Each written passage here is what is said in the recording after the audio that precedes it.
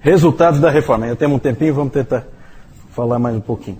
Resultados da reforma. 3 palavras. 3 palavras. Divisão, reforma e avivamento. Vamos falar primeiro de divisão. É claro que a reforma protestante trouxe divisão na igreja ocidental. Isso aí é claro e evidente. A cristandade estava dividida. E dividida de várias formas. Começando pelo norte protestante e o sul católico. Isso é bem claro na Europa, você vê bem isso. O norte é protestante e o sul é católico. Não sei porquê, na providência de Deus era assim que era para ser. E não só houve divisão entre católicos e protestantes, mas houve divisão desde o início dentro do próprio protestantismo, infelizmente. Vocês lembram que nós falamos no domingo passado do encontro de Zwinglio com Lutero em Marburg, certo? Em que eles não se entenderam, Lutero bateu na mesa, e quando Lutero bate na mesa não tem mais conversa. Né? O homem é complicado.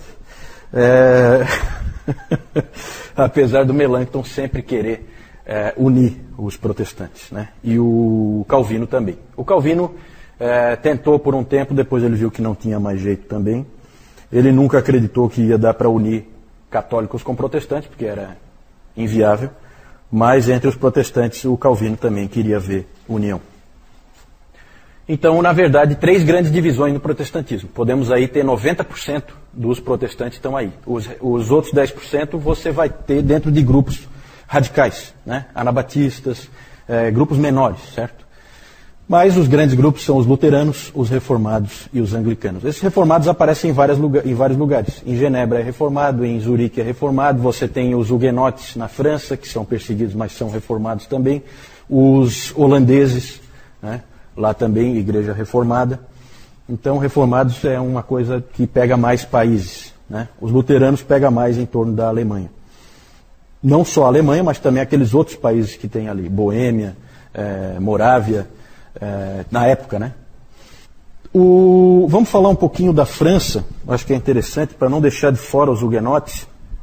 Acho que a gente pode aproveitar aqui e falar um pouco sobre isso.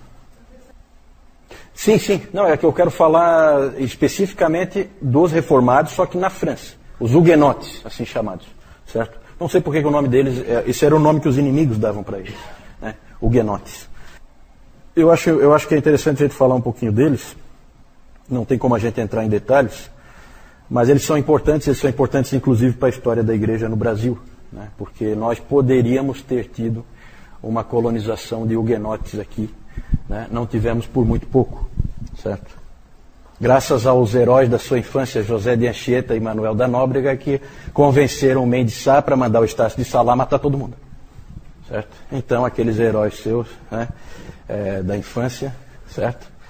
Foram os responsáveis por acabar com o protestantismo que tinha uma chance, né? Não era uma chance muito consistente, mas tinha uma chance. Depois eu vou falar um pouco mais sobre isso, tá? Antes disso, eu quero falar daqui a pouco já está na hora do nosso intervalo, eu só quero falar de uma coisa nova que aparece. Os países passaram a ter que tratar de uma coisa que não existia antes: pluralismo religioso. Agora a igreja não é mais uma só, e em alguns países você tem várias igrejas coexistindo, e o que fazer? Tudo isso é muito novo, não sabemos como lidar com isso. Hoje para nós é tudo muito normal, né? Eu saio daqui, eu estou numa igreja batista, daqui a pouco eu passo na frente de uma católica, depois uma presbiteriana, e tudo é muito normal, porque nós vivemos no nosso tempo, mas ali isso não é tão óbvio, certo? Vamos tentar nos colocar no lugar das pessoas daquela época. Alguns países tinham uma fé só. Alguns eram católicos. Quem? Espanha, com certeza. Portugal, sim. Itália, né? Países de uma fé só. Tranquilo, não tem maiores problemas, certo? Tem países protestantes? Tem? Escócia, que mais? A Alemanha não. A Alemanha é toda dividida. Exatamente, é anglicana, é protestante, certo? Irlanda é católica, né? Irlanda é católica. França não. França tem problema. França é confusão. É exatamente aí que a gente queria chegar. Os que tiveram que lidar com a encrenca. Quais são? Eu não sei, eu acho que aqueles países ali, eles faziam parte, alguns faziam parte do Império Russo, e aí não é a Igreja Ocidental, é a Igreja Oriental. Alguns faziam parte do Santo Império Romano, né? Porque não adianta a gente falar agora em Alemanha, não tem Alemanha, não existe Alemanha, existe Santo Império Romano, certo? Norte da África é islamismo, né? Tudo. Desde lá do século VII, tudo islamismo, né? Até hoje lá são os piores países que tem, tudo tomado por muçulmanos, tudo ali. Grécia, boa pergunta, não sei como é que era na Grécia. Claro, a Igreja Ortodoxa, claro, a Igreja Oriental, por isso que não entra aqui nessa, né? É a Igreja Oriental, com certeza. Obrigado, Deb, isso mesmo. No Império, a coisa só foi resolvida com a Paz de Augsburgo, de 1555.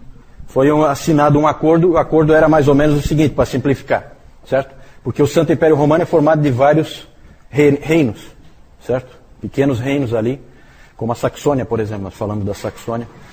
E a Paz de Augsburgo foi o seguinte, para não dar rolo, cada região assume a religião do seu rei. Interessante, né? Então você se converte à religião do rei, aí você está tranquilo.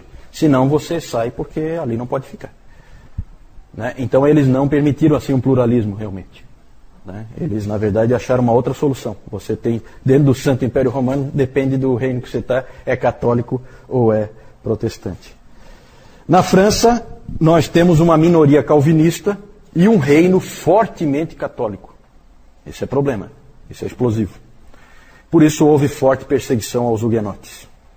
O Calvino incentivava muito a reforma na França. Ele mandava jovens para lá, depois de treinados na Academia de Genebra. Preparava e mandava os caras para lá. É muito interessante, tem as cartas, né? As cartas de Calvino aos 5 prisioneiros de Lyon. São cartas muito bonitas do Calvino incentivando aqueles rapazes que estavam presos por causa da sua fé em Lyon. Um trecho. Já que foi da vontade de Deus usá-los até a morte, na manutenção da sua luta, Ele fortalecerá as mãos de vocês na batalha e não permitirá que nenhuma gota do sangue de vocês seja derramada em vão. Então são 5 homens preparados para morrer. O próprio Calvino sabe que não tem jeito, vão morrer, certo? O Calvino sempre dizia que a reforma não se faz com revolução, não se faz com armas. A reforma se faz com lágrimas e sangue. E oração. E oração. Esqueci da oração. Oração ele colocava. Lágrimas e orações são nossas armas. Mas houve pessoas, como John Knox na Escócia, que pegaram em armas sim. E na França acabaram pegando em armas também. Certo? E ficaram, na verdade, eles tinham um grande trunfo, que era o almirante Coligny, Gaspar de Coligny, que se converteu ao protestantismo. E esse sujeito era um sujeito importante, poderoso, que tinha condições de fazer diferença. E aí houve conflito entre católicos e protestantes. E o Gaspar, eu não vou entrar em detalhes, o Gaspar de Coligny sofreu um atentado na noite anterior à noite de São Bartolomeu, ao dia de São Bartolomeu. E no dia de São Bartolomeu houve uma coisa arquitetada, um tipo de armadilha, porque, não tem como entrar em detalhe, mas o Henrique de Navarra, que era protestante, Navarra era um reino da Espanha, e ele era protestante, esse Henrique de Navarra, por causa dos casamentos ali, o cara vem de um outro lugar e acaba, sabe? E esse Henrique de Navarra se casou em Paris, então tinha muitos protestantes em Paris naquele dia, por causa do casamento desse futuro rei da França. Ele não era ainda rei da França, ele era rei de Navarra, futuro rei da França, certo? Inclusive um trairão, né? Porque depois a hora que ele se tornou rei da França, daí se converteu ao catolicismo, né? Tem a famosa frase, Paris bem vale uma missa, né? O que é isso, né? Que frase é essa, certo? Mas é aquela coisa, político você nunca pode confiar, né? Quando foi interessante se tornar católico, ele se tornou. Mas eu não quero entrar nesse detalhe. O Henrique de Navarra estava se casando. E aí Paris estava cheio de protestantes por causa do casamento dele. O que aconteceu? Os católicos aproveitaram e foi um verdadeiro massacre que aconteceu ali, que é o famoso massacre da noite de São Bartolomeu, em que morreram milhares de protestantes em um único dia, em Paris e por toda a França. 24 de agosto de 1572. Em 1598 foi proclamado o Edito de Nantes. 1598, então são 1572, 98, são 26 anos. Isso, 26 anos. 26 anos depois foi publicado o Edito de Nantes, proclamado o Edito de Nantes, dando liberdade religiosa, desde que ficassem em guetos segregados os protestantes. Certo? Então, na verdade, passou a ser um reino dentro do reino. Né? Um reino pobre, porque você fica isolado, você é marginalizado. Né? Mas foi isso que fez, na verdade, o Henrique de Navarra, aquele lá, né? Ele providenciou para que o Edito de Nantes fosse publicado. Certo? Porque ele tinha simpatia pelos protestantes, porque um dia ele foi um deles. Né? Não era mais, mas... O Edito de Nantes durou uns 100 anos e aí a perseguição recomeçou e desta vez os huguenotes tiveram que fugir. Na França, o protestantismo não vingou. Na verdade, na França não vingou nada no fim das contas. Certo? Porque depois foi o berço do iluminismo e aí Deus é um Deus que é o grande arquiteto do universo, que foi embora, deu corda no relógio e sumiu, e é assim que é a mentalidade do francês. Né? Então, só para terminar, então, aqui essa parte que eu estou falando de divisão, e aí nós vamos sair, houve guerra também dos Países Baixos com a Espanha. E nessa guerra acabou, então, havendo um acordo no final, em 1607, o norte protestante passou a se chamar, nesse acordo, 1607, Países Baixos, certo? Localize-se, Espanha atacou e tal, o norte protestante passou a se chamar Holanda, muito bom, e o sul católico passou a se chamar Bélgica, exatamente, muito bom. É isso aí, Bélgica e Holanda. Houve um acordo, e aí porque houve guerra entre protestantes e católicos ali, e aí aquela coisa, vamos parar com a guerra? Vamos. Então vocês aqui, protestantes, vocês ficam com essa parte aqui para o norte, e nós ficamos com essa parte aqui para o sul, nós católicos. Então sabe esses acordos assim? Não necessariamente, né? Na verdade, tem gente que acaba se adaptando, né? Mas com certeza tem gente que se muda, claro. Vou para um lugar onde é melhor para mim. Né? E muita gente é como o vigário de Bray, né? O que estiver valendo, eu estou nessa. Para mim, tanto faz. Todos os caminhos levam a Deus. Né? Esse é o pensamento. A Suíça é cantões, né? A Suíça não era um país... até hoje não é... até hoje é um país esquisito, né? Com um monte de língua diferente. Né? Porque, na verdade, como a gente viu, você tem cantões que são regiões independentes, tipo de principados, assim, mais ou menos como é hoje Luxemburgo, né? Regiões pequenas ali em que basicamente é uma cidade com alguma coisa em volta para você pôr lá uma cabeça de gado, alguma coisa, né? Mas é uma coisa assim, né? É simples. E então a Suíça era assim já desde o tempo da Reforma, né? Você fala de Zurique, não, a Suíça é protestante, né? A Suíça tinha alguns cantões católicos, né? Mas acabou o protestantismo prevalecendo, né? Sim. Porque os huguenotes, como eu disse, eles fugiram, né? Para vários lugares. Inclusive alguns foram para a América, se espalharam, né? Mas foram muitos, com certeza, para a Suíça. Com certeza, a Suíça era uma boa opção, né? A Suíça. A Holanda, só para terminar, a Holanda foi desde o início um exemplo de liberdade religiosa. Né? Foi um dos primeiros países assim em que começa a aparecer alguma liberdade religiosa. Vamos retomar então, falei que eram 3 palavras que a gente ia usar: divisão, reforma e avivamento, como resultado da reforma. Reforma, evidentemente, se o nome é reforma protestante, é evidente que um resultado da reforma protestante foi reforma. Né? A igreja estava modificada, e estava modificada em várias frentes. A gente pode imaginar, eu vou deixar como exercício para vocês fazerem aí, imaginar o quanto mudou a igreja. Não é pouca coisa. Surgem até novos personagens, como a figura do pastor pregador. A figura do pastor pregador não existia antes, certo? Existia a figura do padre. Esse pastor pregador, ele inclusive tem família. Isso é totalmente novo, certo?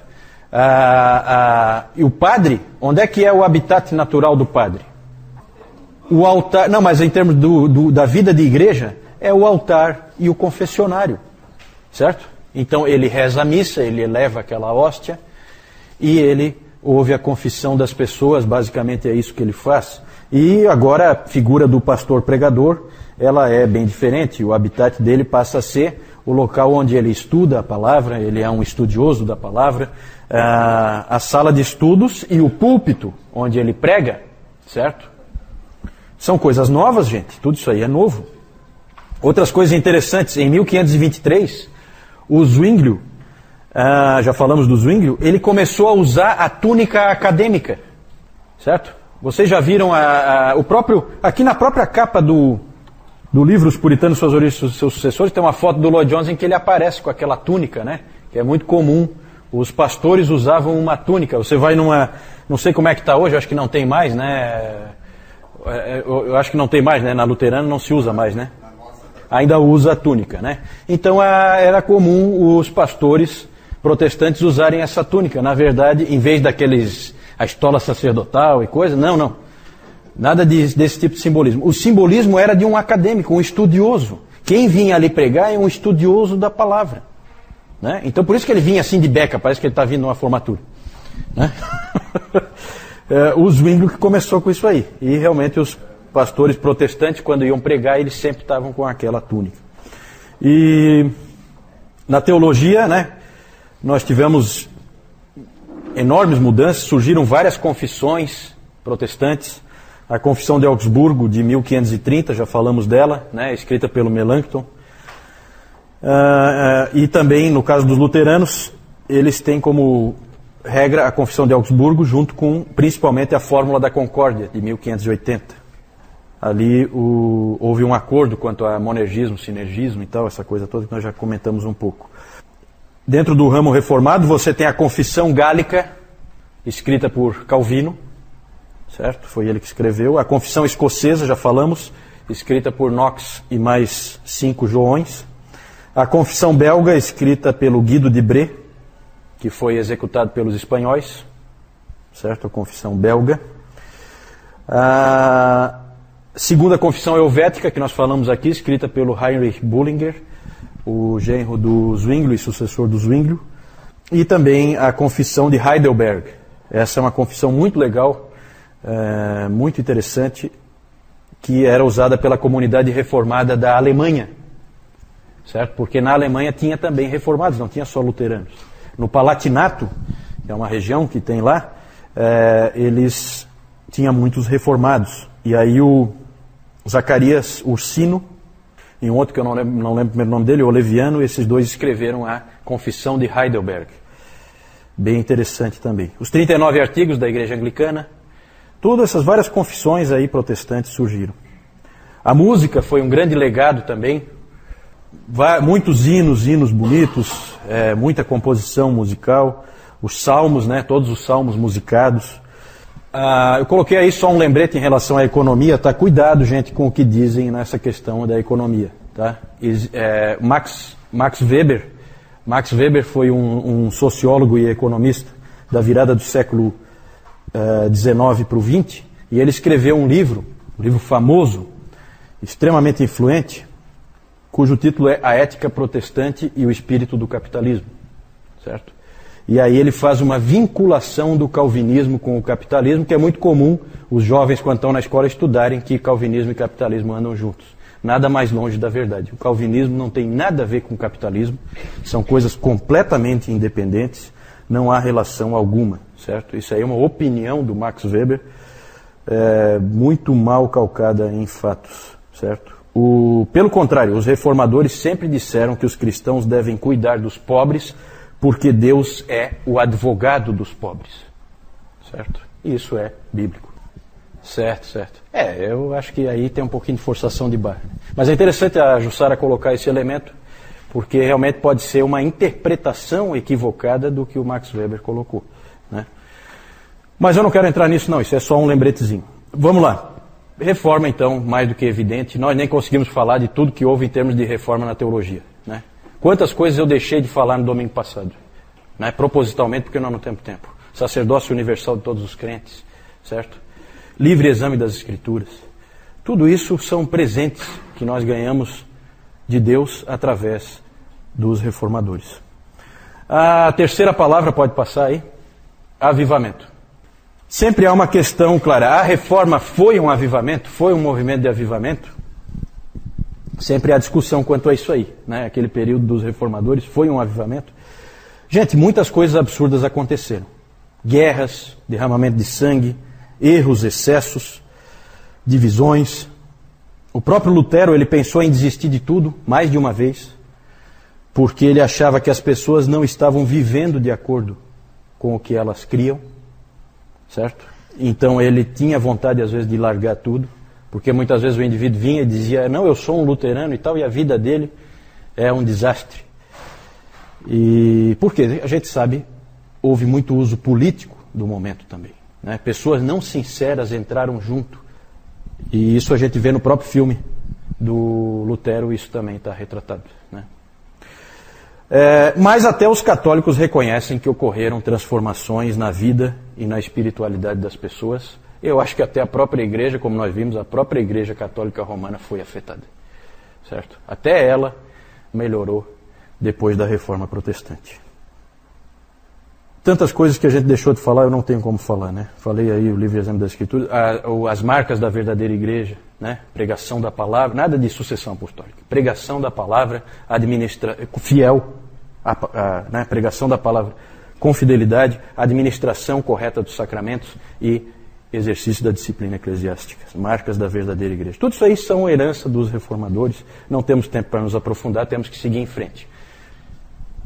Só quero mostrar rapidamente aqui um quadro que existe sobre a noite de São Bartolomeu, todo o massacre que houve naquela noite. Ali o Gaspar de Coligny, depois nós vamos falar dele de novo, porque ele foi importante no envio do Villegagnon para cá, para o Brasil.